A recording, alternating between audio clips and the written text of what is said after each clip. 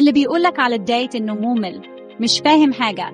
جايب لكم النهاردة الوصفة اللي هتخليك تغير رأيك في الدايت وأقسم لك طعمها تحفة. دي وصفة دجاج للدايت مختلفة، هتخليك تنسى إنك أصلاً في الدايت. الأول هنحتاج المكونات البسيطة. دي صدور فراخ، فلفل أسود، بابريكا، ثوم، بصل بودر، وملعقة صوص صويا، وخضار للصوص، فلفل ألوان، بصل، وطماطم.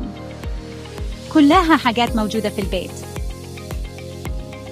هندخل على أكتر جزء مهم، التتبيلة.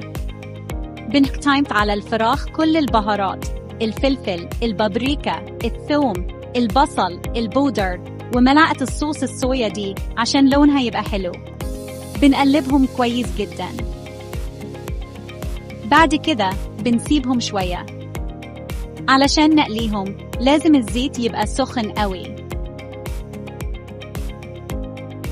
بننزل القطع على النار العالية وبنقلبهم لحد ما ياخدوا لون ذهبي وبيقرمشوا من برا.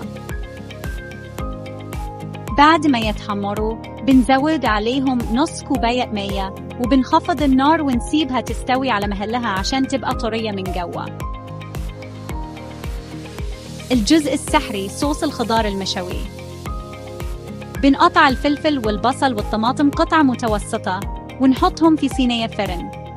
بندخلهم الفرن عالي شوية لحد ما يتحمروا شوي من الأطراف ويطلعوا ريحتهم. بعد ما يطلعوا بنحطهم في الخلاط. بنزود عليهم شوية مية، ملح، فلفل، وعصرة ليمون كبيرة. بنضربهم في الخلاط لحد ما يبقى قوامهم كريمي وسلس. الصوص ده بيفرق معك في الطعم بشكل مش طبيعي. دلوقتي وصلنا لأحلى جزء وهو التقديم. بنحط رز أبيض في الطبق وفوقيه الفراخ المقرمشة، وبعدين بنصب صوص الخضار الكريمي ده. بنقلب كل الحاجات دي مع بعض وتقدر تقدمه مع سلطة خضراء. وأقسم لك الطعم والنتيجة هتخليك تغير رأيك عن أكل الدايت خالص. جرب الوصفة واكتب لنا في التعليقات. ما تنساش الاشتراك في قناة حياة صحية سعيدة واللايك والتعليقات.